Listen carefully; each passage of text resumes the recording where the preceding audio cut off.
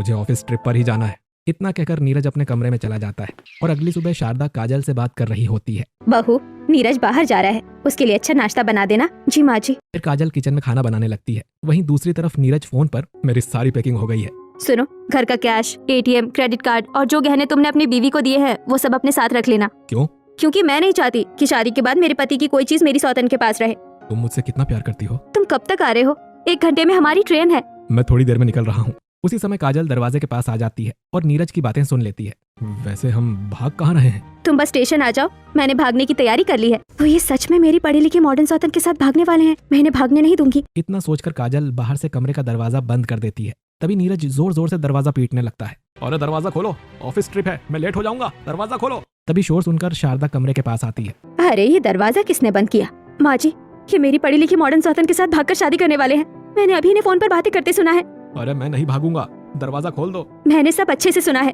अब तो आपकी ट्रेन के बाद ही मैं दरवाजा खोलूंगी। फिर काजल वहाँ से चली जाती है और अंदर नीरज घबराकर इधर उधर देखता है। फिर नीरज अलमारी में से 2 साड़ियाँ निकालकर उन्हें बांधता है और बालकनी से लटक कर धीरे धीरे नीचे उतरता है। मेरी अनपढ़ गंवार पत्नी की लंबी लंबी साड़ियाँ किसी काम तो आई। फिर नीरज भाग जाता है और थोड़ी देर बाद शारदा काजल से कहती है, अरे बहू, अब तो नीरज के कमरे का दरवाजा खोल दे, उसकी ट्रेन निकल चुकी होगी।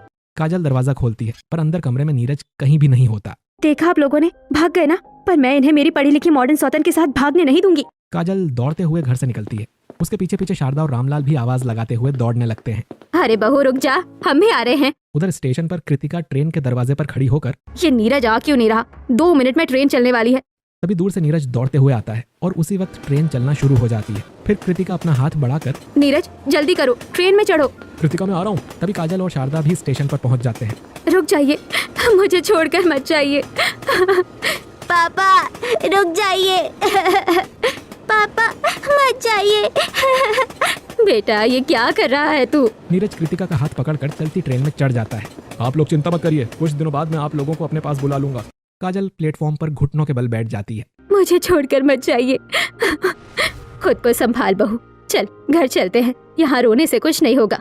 फिर पूरा परिवार घर वापस आता है और तभी कुछ पड़ोसन काजल से मिलने आती हैं। इसीलिए कहते हैं पति को खुश रखना चाहिए, वरना पति यहाँ वहाँ मुँह मारते हैं।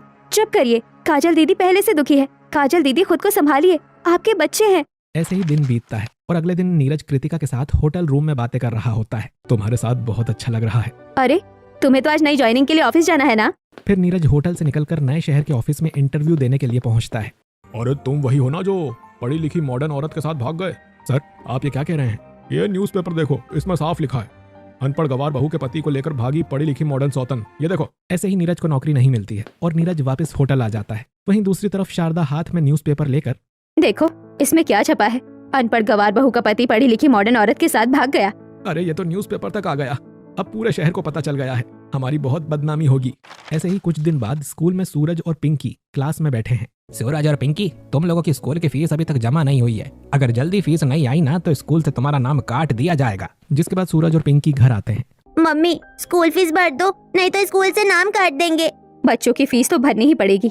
नीरज ने घर खर्च के लिए जो पैसे रखे होंगे उसी में से भर देते हैं। काजल अलमारी का लॉकर खोलती है। माँ जी, लॉकर तो पूरा खाली है, इसमें तो गहने भी नहीं है। सारे पैसे और गहने कहाँ गए? ये सारे पैसे और गहने अपने साथ ही ले गया। ऐसे ही कुछ दिन बीतते हैं और घर का राशन भी खत्म हो जाता है। माँ जी, अब तो घर में राशन भी नहीं है, मेरे पास भी पैसे नहीं है। पेंशन के पैसे भी नीरज के अकाउंट में ही आते हैं, अब क्या करे? वहीं दूसरी तरफ नीरज, घर में राशन खत्म हो गया होगा, बच्चों की फीस भी देनी है, कुछ पैसे भेज देता हूँ। पागल हो गए हो क्या? घर में पैसे क्यों भेज रहे हो? अगर पैसे भेज दोगे तो तुम